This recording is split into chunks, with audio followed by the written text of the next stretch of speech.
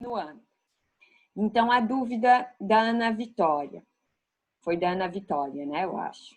Pela voz. Por que a prof multiplicou por -3? Porque quando a gente está resolvendo o sistema, nós precisamos somar essas duas equações e, ao somar elas, o A ou o B tem que dar 0, tem que sumir. Então, para o A sumir, teria que ter menos 9A aqui. Para o B sumir, teria que ter mais 3B aqui. E para ter 3B aqui positivo, eu tenho que multiplicar por 3 e ainda inverter o sinal. Para inverter o sinal, eu tenho que multiplicar por um número negativo. Tá? Então, eu multiplico toda essa equação por -3. Tá? Que daí agora, quando eu somar, vai cancelar o B. E eu encontro o A. Mas se desse, dava pra, tipo, se fosse o caso, o A podia ser 0 também, né? Podia multiplicar por -9 daí. Então tá, prof, entendi. Tá? Ia dar na mesma. Daí a gente ia encontrar B é igual a 4, depois ia substituir em alguma delas e encontrar, então, o nosso A igual a 1. Tá? Não tem problema. Tá, pessoal, agora eu encontrei lei de formação. Tá, mas isso a professora já tinha explicado aula passada. Sim, eu já tinha explicado. E se eu desse essa função para vocês e pedisse determine os zeros da função? Como é que eu ia determinar isso? Simples, eu ia pegar essa equação aqui e ia igualar a 0. Então, eu vou copiar ela de novo. E em vez de f de x, eu boto igual a 0. Assim que eu determino os zeros da função. Como é que eu resolvo isso? Uma equação do segundo grau, Bhaskara. Então, delta é igual a b ao quadrado menos 4 vezes a vezes c. Quem é o b? É o número que acompanha o x. Menos 4 vezes quem é o a? O número que acompanha o x ao quadrado. Não aparece nada, então é 1. E quem é o c? O número que está sozinho. Então, o nosso delta, 4 ao quadrado, 16. 4 vezes 1, 4, vezes 3, 12. 16 menos 12, 4. O nosso delta deu maior que 0, deu um número positivo, então nós conseguimos continuar. Então, já que ele existe e é maior que 0, nós sabemos que nós teremos 2 zeros da função.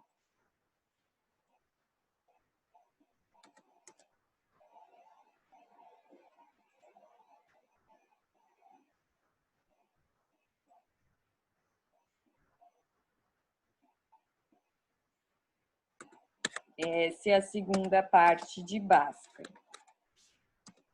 Então, como que vai ficar? X é igual.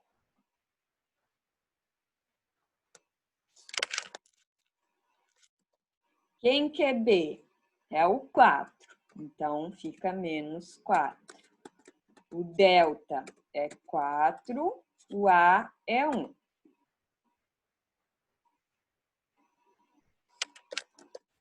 Menos 4 continua menos 4. Raiz de 4 a gente troca por 2. 2 vezes 1 é 2.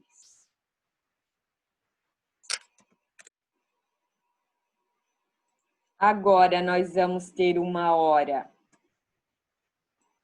Isso aqui com sinal positivo, uma hora com sinal negativo. Então, aqui uma hora vai ser mais. E a gente chama esse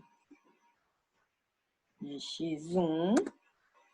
E uma hora vai ser menos. E a gente chama de x2.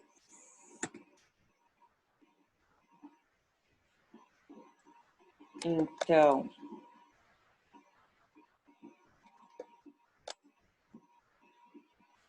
tá difícil aqui.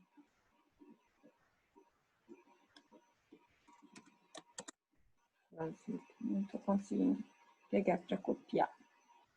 x1 é igual, em cima, menos 4 mais 2, sobra menos 2, dividido por 2. Então, o nosso x1 vai dar menos 1, certo? Agora o x2.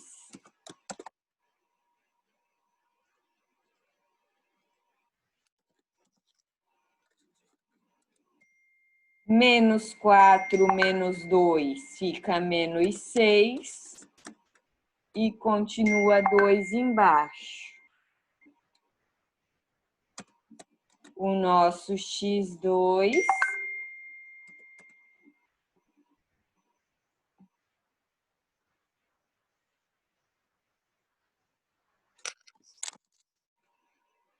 vai dar menos 3.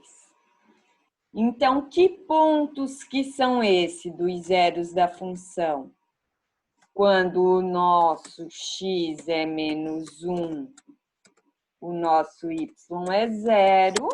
E quando o nosso x é menos 3, o nosso y também é 0.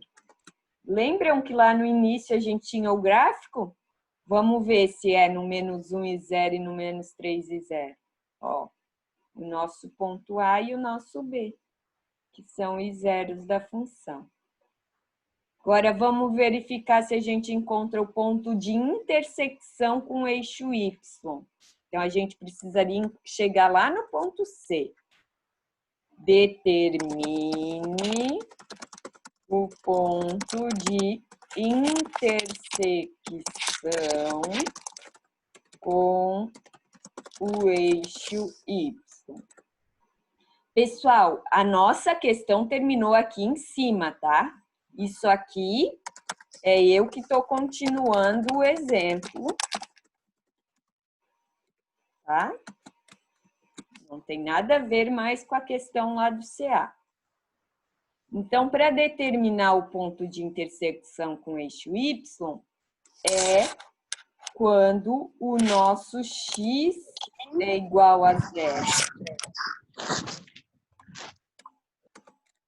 Então, como que vai ficar a nossa função? Agora, nós vamos ter o y e o nosso x vai ser 0. Então, nós precisamos determinar o f de 0. Então, o ponto de intersecção com o eixo y é o y, que é igual a f de 0. Então, o nosso x é 0, tá? Então, no lugar de x, nós vamos colocar 0.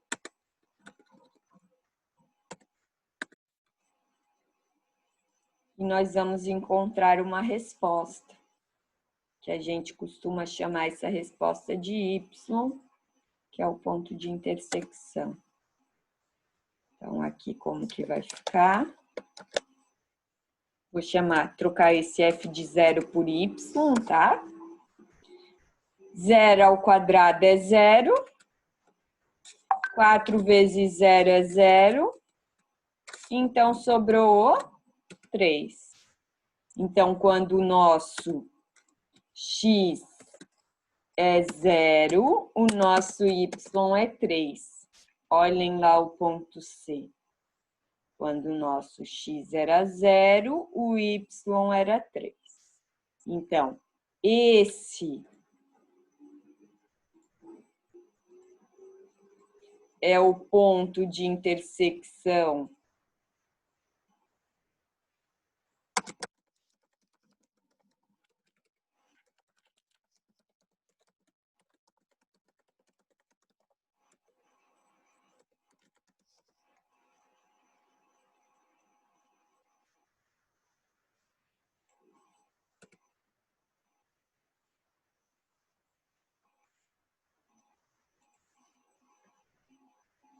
e este daqui, esses dois aqui,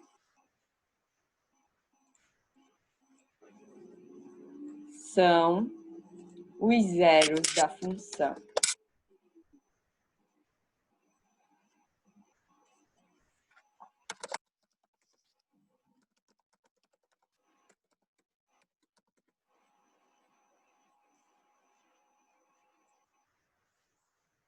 Então, recapitulamos a resolução de sistema, só que agora analisando um gráfico.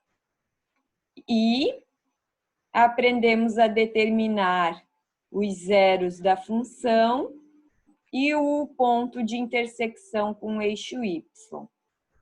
Então, essa parte aqui é só um acréscimo para vocês, tá? Da explicação.